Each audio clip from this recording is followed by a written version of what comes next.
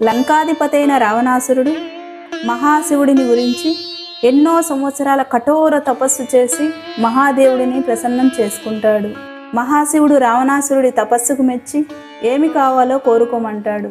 అప్పుడు రావణాసురుడు, ప్రభు, నన్ను ఎవ్వరూ జయించలేని శక్తినివ్వండి మరియు మీ ఆత్మలింగాన్ని నాకు ప్రసాదించండి అని కోరాడు. రావణాసురుని కోరిక మేరకు తన ఆత్మలింగాన్ని మరియు దేవతల చేతిలో కానీ రాక్షసుల చేతిలో కానీ మరణం లేకుండా వరమిచ్చాడు. అంతేకాకుండా ఒక షరతు పెట్టాడు. ఈ లింగాన్ని నేలపై ఒకసారి ఉంచితే మళ్ళీ నువ్వు లింగాన్ని పైకి లేపలేవు, అది అక్కడే శాశ్వతంగా స్థిరమవుతుంది అని చెప్పాడు. దానికి రావణాసురుడు ఒప్పుకున్నాడు. రావణుడు ఆత్మలింగాన్ని తీసుకొని లంకకు బయలుదేరాడు. అది తెలుసుకున్న దేవతలు భయపడిపోయి, రావణుడు దీన్ని లంకలో ప్రతిష్ఠిస్తే అతన్ని ఎవరూ అడ్డుకోలేరు, అతని రాక్షసత్వానికి అడ్డు ఉండదు అనుకొని వినాయకుడిని ప్రార్థించారు. వినాయకుడు ప్రత్యక్షమవగా, మీరు వెళ్ళి అడ్డుపడండి అని దేవతలు వినాయకుడితో అంటారు.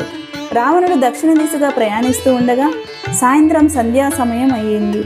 పక్కన కనపడిన బాలబ్రాహ్మణుడి రూపంలో ఉన్న వినాయకుడికి తన దగ్గరున్న ఆత్మలింగాన్ని ఇచ్చి, నేను సంధ్యావందనం పూర్తి చేసుకునే వరకు ఈ లింగాన్ని పట్టుకోమని, కానీ ఎట్టి పరిస్థితుల్లోనూ నేలపై పెట్టకూడదు అని చెప్పాడు.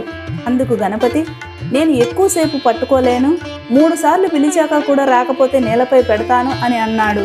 రావణుడు నదిలోకి వెళ్ళి సంధ్యావందన మంత్రజపంలో ఉండిపోయాడు. వినాయకుడు 3 సార్లు పిలిచినా రావణుడు రాలేదు.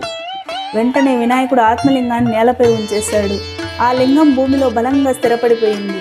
రావణుడు తిరిగి వచ్చేసరికి అది కదలలేదు. అతడు బలంగా లాగాడు, కదిలించాడు. లింగం కదలకపోగా అంతకంతకు పెరగసాగింది. అలా ఆ లింగం అక్కడే స్థిరపడిపోయింది. ఆ ప్రాంతంను ఇప్పటి కర్ణాటకలోని గోకర్ణముగా పిలువబడుతుంది. ఇక్కడ ఆ మహాశివుడు ఆత్మలింగం రూపంలో దర్శనమిస్తూ ఉంటాడు. ఇది ఒక ఆధ్యాత్మిక ప్రదేశము. అలా గణపతి ఆత్మలింగాన్ని రావణాసురుని వశం కాకుండా చేశాడు.